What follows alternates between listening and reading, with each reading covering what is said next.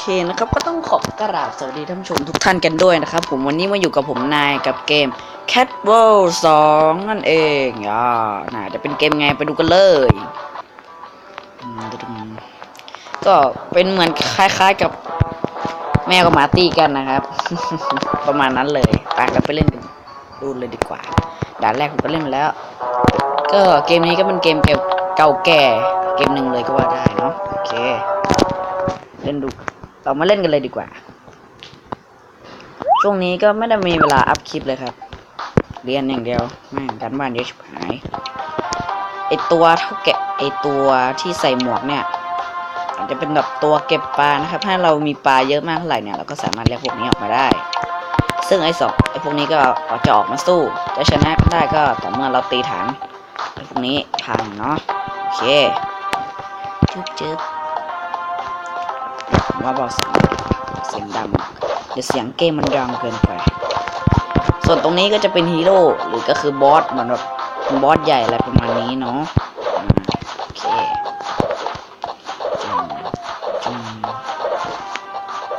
ก็เราต่อไป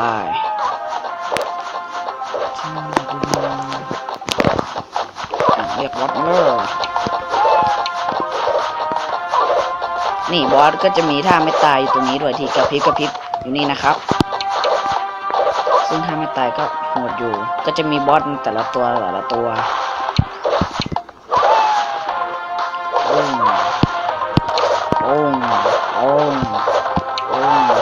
ก็ช่วงนี้ผมอาจจะอัพคลิปแค่เฉพาะวันเสาร์กับอาทิตย์นะครับเพราะว่า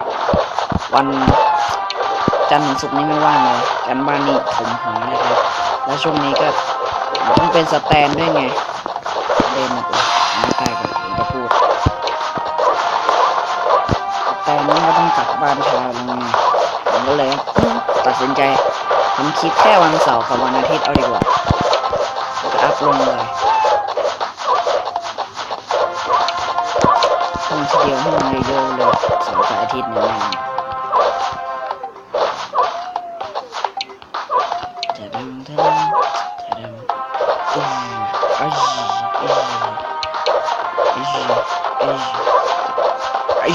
ห็นไหมเราตีฐานไปเนี่ยเลื่อนก็ลดไปเรื่อยๆนะสีแดงก็เป็นของหมาสีฟ้าเป็นของเราเนี่ยของชาวแมวเราเนี่ย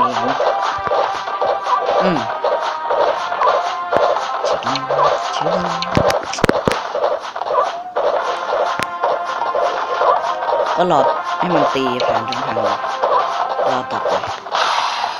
สกิลมากโป้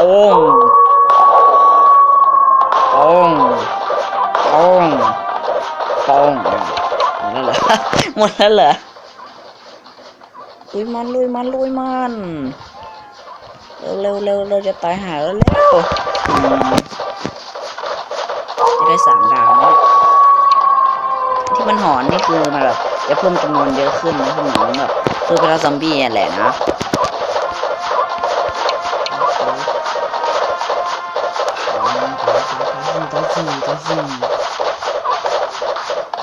ผ่านสักทีนี่ได้3 ดาวได้อยู่โอเคนี่เมื่อผ่านด่านเสร็จเราก็ได้25 เม็ดโอ้ยได้ตัวใหม่แล้วเยี่ยมครับนี่เห็นไหมนี่มันก็จะมีตรงนี้บอกนะว่าเราไปถึงด่านไหนเราจะได้ตัวไหนนะได้ด่าน11ก็จะเป็นตัวนี้นะผมเล่นถึงไอตัวเนี้ยตัวขวานเนี่ยขวานบอกว่าจำไม่ได้ละนอกนั้นก็ไม่เลยลบทิ้งลบทำไมไม่รู้ นี่ก็จะเป็นพวกแบบตัวบอสอะไรอย่างงี้ว่าตัวนี้แหละเก่งสุดแล้วแม่งเนี่ยตัวเริ่มแรกเลยเนี่ยอัพตั้ง101อันนี้คืออะไรวะเนี่ยฟรีเหรออะไรวะอ่านไม่ทันยูแคนยูแคนนั่นอะไรยูแคนน็อตโอ้ไม่แพงช่างมันเถอะลองไปเล่นกันดันต่อไปเลยดีกว่าเนาะโอเคดัน3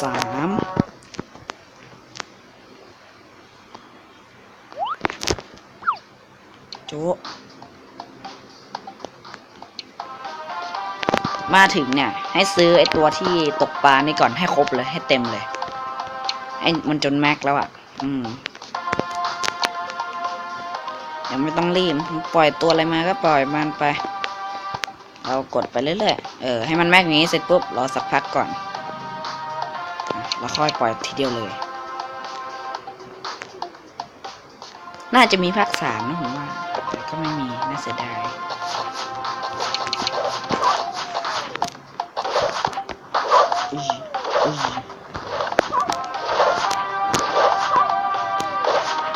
รีบมากครับบอสมาเลยดูขามันนี่ขาแม่งกระต้อยหนึ่งเป็นเกมที่น่ารักก็น่ารักนะหมานี่เถื่อนที่ไหนรู้ดีมากเลย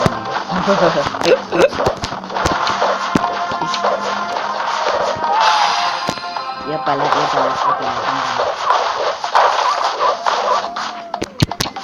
ันชื่อเยอะไปนะไอ้หนูถ้าเราปาหน้าป้อมมันได้เนี่ยเราก็สบายแล้วชิวๆเลยอ่ะหน้าป้อมได้ก็ดันอยู่หน้าอย่างนี้แหละ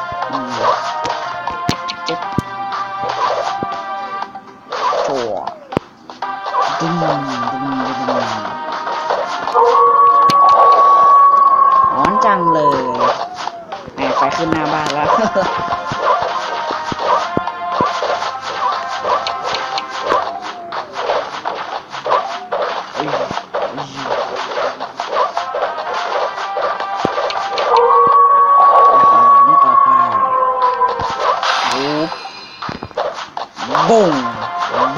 บุ้ง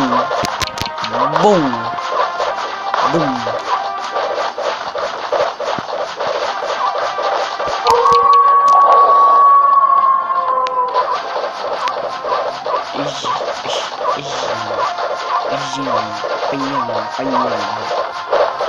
เมื่อไหร่มันจะพังเนี่ยงานพังเนี่ยพังสักทีได้อีก25 เพชรเมื่อผ่านด่านเราก็ได้เรื่อยๆนะ25นั่นดีนี่ก็โอเค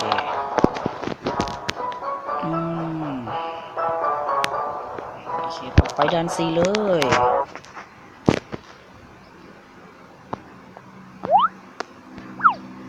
จึ๊บกระเด็บเนี่ยเราสามารถกดตรงนี้เพื่อเลื่อนดูได้นะโค้ชอันนี้ยังมีปั๊มเดียวอยู่ข้างหน้า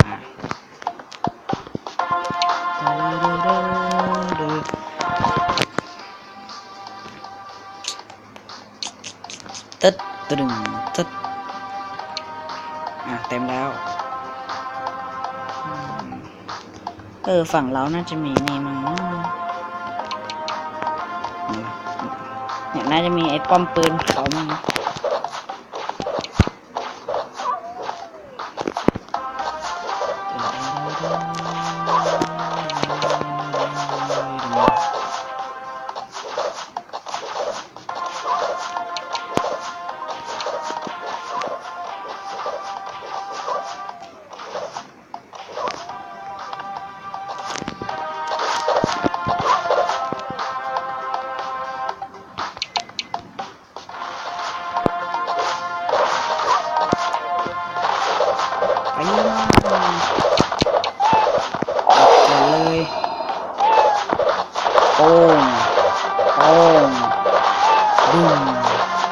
บึ้ม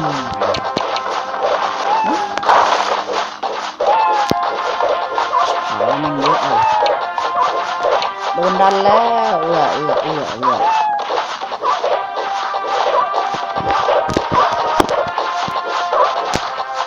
จะทำอะไรเยอะพอ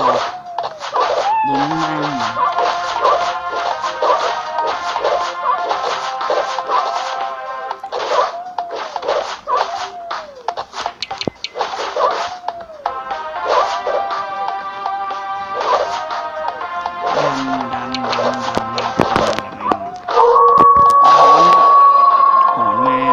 สวนกลับมันนะบอกเลยต่อไปลุยต่อไป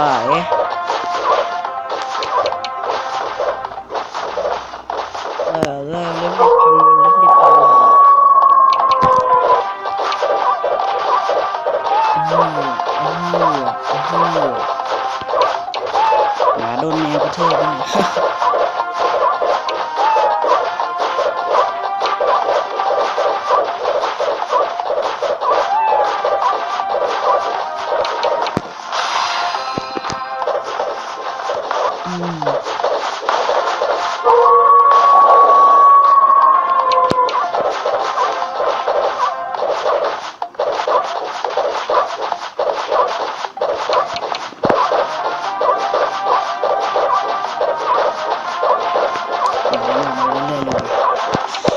งอมาเรื่อยเลยเหรอ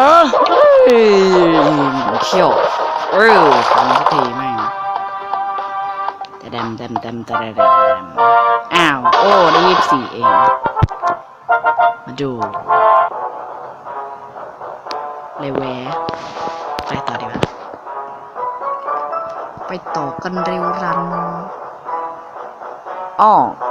อเคนะครับผมจะบอกว่าอันนี้คืออะไรตรงนี้นี่ที่มันกระพริบอยู่เนี่ยที่มันขึ้น100เนี่ยก็คือเราเล่นไปเรื่อยมันจะมีด่านพิเศษให้เพิ่มถ้าเราเล่นตรงหลอดเนี้ยครบ100แล้วก็กดเข้าเลยสตาร์ท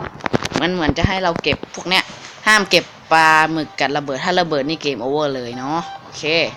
เล่นเก็บอย่างนี้จะไปเก็บปลาหมึกแล้วบอกเขาห้ามเก็บตัวเองจะไปเก็บแทนโง่นะแม่โอเค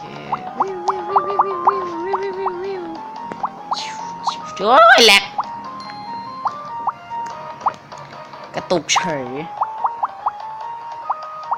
ป้าหน่อยแดกร้อย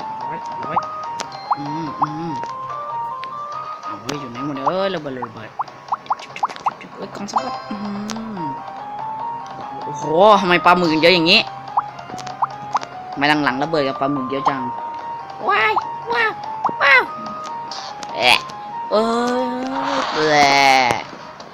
โอ้เซ็งเลยได้แล้ววะ ได้แล้วมาวะ49 2 20โอ้นี่ได้ทั้ง3เลยเนี่ยโอเคเมื่อไรได้39เพชรก็ยังดีเนาะ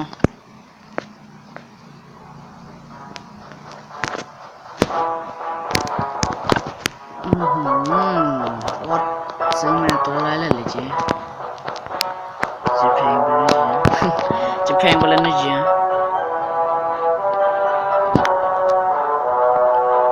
ต่อไปกระดาน5สินะเนี่ยมันมีแบบเยอะมากครับดูดิ